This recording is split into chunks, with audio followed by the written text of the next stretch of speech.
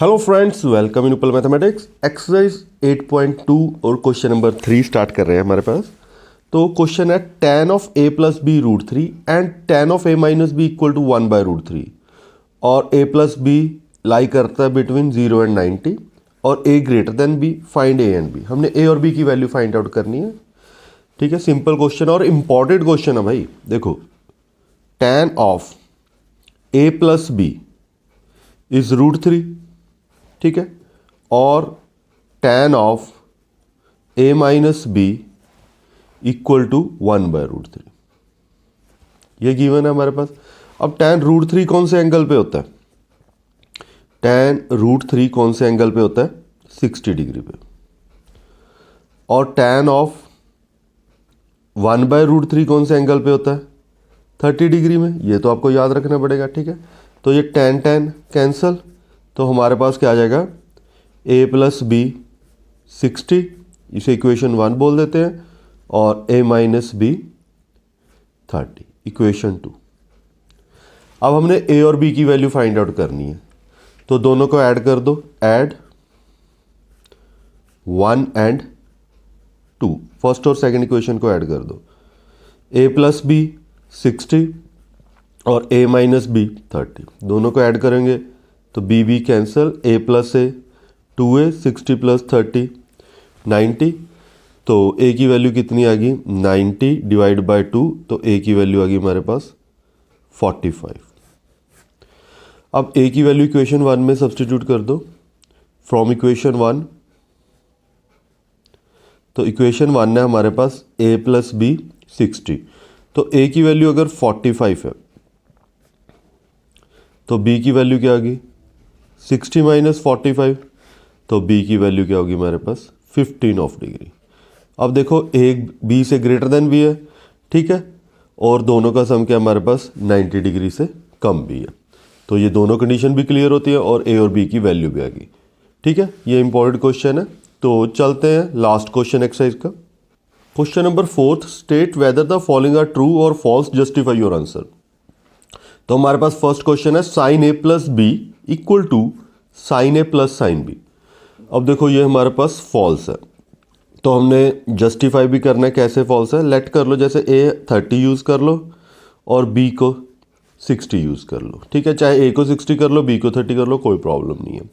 तो हमने पहले साइन a प्लस बी है, यानी 30 प्लस 60, और यहाँ हमारे पास क्या है? साइन ऑफ 30 और साइन ऑफ 60, और साइन 30 प्लस 60 हमारे पास क्या हो जाएगा? 90, यहाँ साइन 30 और यहाँ साइन 60। तो साइन 90 की वैल्यू 1 है, साइन 30 की वैल्यू 1 बाय 2, और यहाँ क्या है? Root 3 by 2। अब ये दोनों तो इक्वल नहीं आ रहे, ठीक है, तो it means this is a false. Sine A plus B is not equal to sine A plus sine B.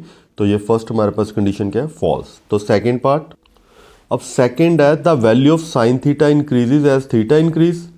तो देखो, ये ट्रू है। कैसे ट्रू है? अब देखो, हमारे पास 0, 30, 45, 60 और 90।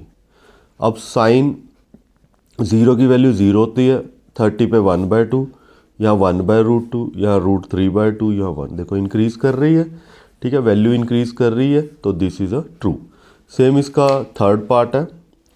Third part, the value of cos theta increase as theta increase. No, this is a false. ये हमारे पास फॉल्स होगा।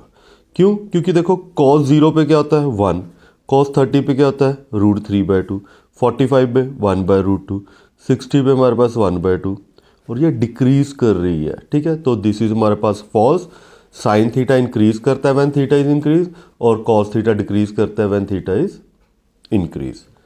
तो इसका fourth part, sine theta equal to cos theta for the all value of theta. नहीं, ये तो बिल्कुल रॉन्ग है। अभी हमने पढ़ा है, देखो, साइन थीटा कॉस थीटा सभी वैल्यू पे इक्वल नहीं, सिर्फ एक वैल्यू पे इक्वल है 45 पे, और किसी भी वैल्यू पे इक्वल नहीं है। 0 पे ये साइन 0 0 है, कॉस 0 1 है। तो इट मीन्स ये हमारे पास क्या है? फॉल्स है। तो इसकी कंडीशन हमने दिखा देनी है अभी। जैसे कोई भी वैल्यू ले लो, साइन 30, तो साइन 30 पे तो ये हमारे पास 1 बाय 2 है, लेकिन कॉस 30 हमारे पास क्या है? ये रूट 3 बाय 2 है। तो ये कंडीशन में ये हमारे पास क्या है? फॉल्स है, ठीक है। तो लास्ट पार्ट फोर्थ क्वेश्चन का, cot A is not defined for A equal to 0. Yes, this is true. How? Justify. देखो cot A है, cot को हम लिख सकते हैं cos A by sin A. अब A की वैल्यू 0 है तो cos 0 by sin 0. तो cos 0 हमारे पास 1 होता है, sin 0 हमारे पास 0 होता है. तो anything upon 0 is not defined. Is not defined. तो ये थी हमारी 8.2 एक्सरसाइज कंप्लीट होती है. तो इसी तरह हम 8.3 एक्सरसाइज कल ही लेकर आएंगे. ठीक है. Thanks for watching and subscribe the channel and share with your friends.